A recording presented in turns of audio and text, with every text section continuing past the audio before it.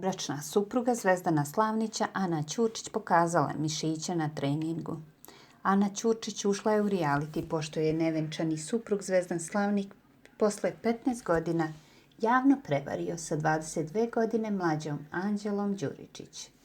Ana je u prvih par nedelja učešća u realitiju Pink televizije krivila Anđelu i sukobljavala se sa njom, da bi posljednjih nedelja iznosila stravične detalje o zlostavljanju koje je doživjela od Slavnića.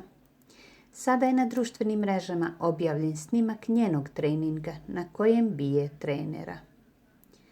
Ćurčićeva osim treninzima snage bavi se i borilačkim veštinama, a odnedavno je počela da trenira i boks. Koliko je snažna govori i jučerašnja svađa kada je jednom rukom odgurnula Anđelu na garnituru dok se svađala sa Zvezdanom.